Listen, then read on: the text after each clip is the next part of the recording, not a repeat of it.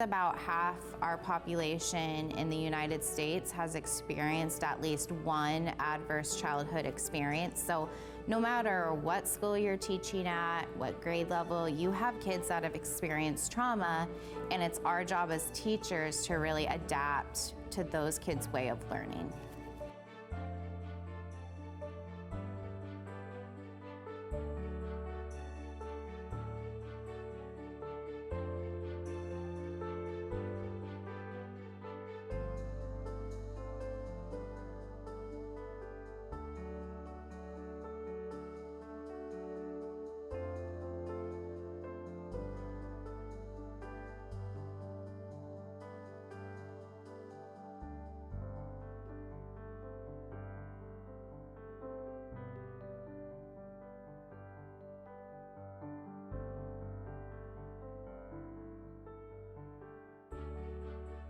Tala, besides water, sleep, and exercise, what else does your brain need?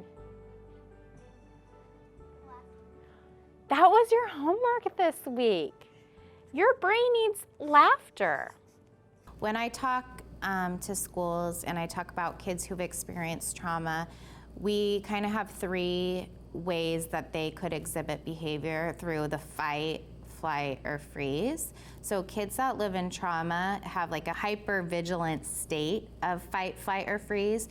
So some kids shut down, that would be the freeze. Some kids, the flight is running out of the room, and then the fight would be seeing that kind of aggressive behavior, like I'm gonna throw things, I'm going to knock chairs over.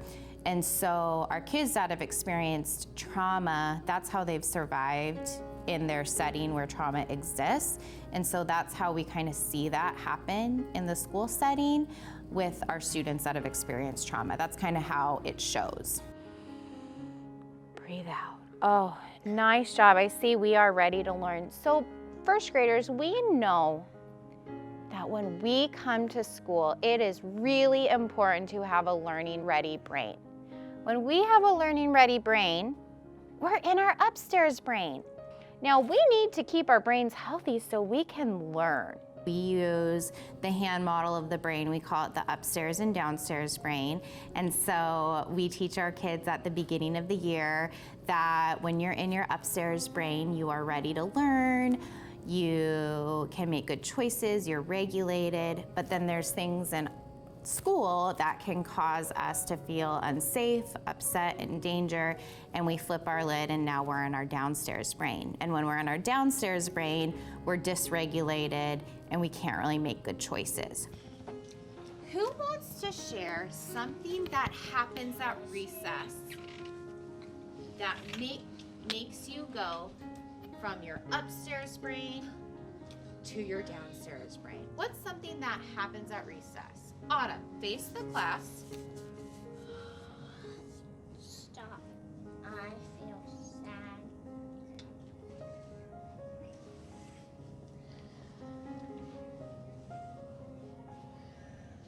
So what calm down strategy did you just use? Thank you, Autumn. One of the ways that I've taught them to regulate is by having a calm down spot in our classroom, and it's filled with different tools that can help them regulate. So if a student articulates that they need to take a break, they can use it at any time in the day. They set a timer, they pick a tool, it helps them regulate, and then they can return to learning. So I just want you to know how proud I am of you. You all work so hard, you try your best. You are good friends. We saw a lot of kids do kind things. So we are going to end the day with some phone calls home to celebrate some friends who had really good days. When I communicate with parents, I actually always start the year with doing positive phone calls home, and I actually have my students make them. And so at the end of the day, after the kids have packed up, I'll call a few kids. They get to come up and pick who they want to call, and they get to call and tell their family member that they had a good day, and then all the kids cheer for them in the background. And I've had so many parents say, oh my gosh, I was so nervous when I saw the school calling, and then I just cried because it was such a positive phone call home. Mom, can I have the big thing? Yeah. And then listen. Yeah. Say, listen to my class. Listen to my class. Yeah. So I really try and keep all my communications with families positive, and then if there is a kid that's struggling, I really partner with the parent to come up with a plan to help them be successful.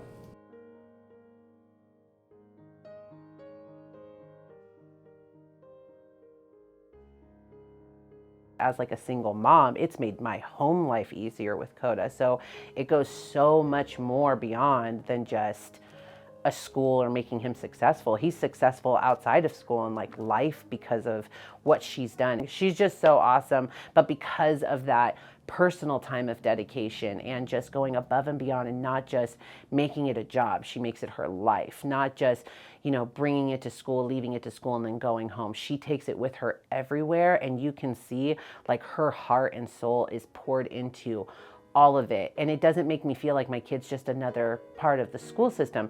It makes me feel like my kid is actually like a part of her life. Like she takes time to dedicate, and she does it with love. There's no strife, no anger, no frustration, no bitterness.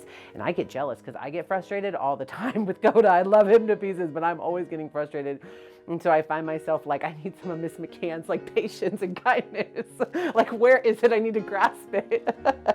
So she's just given him tools, and me as an adult, to carry with Coda and myself throughout. I mean, I'll be able to use this for other like children I may have in the future, and Coda will be able to take it with him wherever he goes, down to the plan. So it's just, I couldn't be more thankful for her. She's honestly an answered prayer in every way. Kids need to feel safe if they want to learn, and they have to have a relationship. Trauma can be healed, and it can be healed through one positive adult relationship. So when my kids come to school every morning, I'm visiting them before school even starts at breakfast and saying good morning. I'm greeting every kid by their first name at the door and giving them a hug or a high five. We don't start with academics right away. We have a morning meeting where our whole class comes together in a circle and we greet each other, and the kids get to share something. For example, on Thursdays, we do Thankful Thursday. So they're sharing something they're thankful for. Coda, what are you thankful for? I'm thankful for school. Oh, that makes my heart happy. I have just kind of on my own been really committed to understanding what trauma is and how it affects the brain, and then understanding if I have a student in my classroom who is having a hard time and maybe melting down, it's them expressing that a need is being unmet and that they don't feel safe in my environment. So then I'm really looking at that individual student. What need are they communicating that they need from me, and what can I do in my environment to help them feel safe?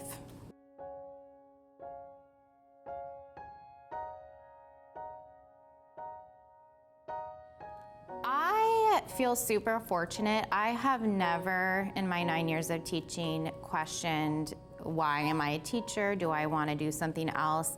I love teaching. It is my identity. It's who I am.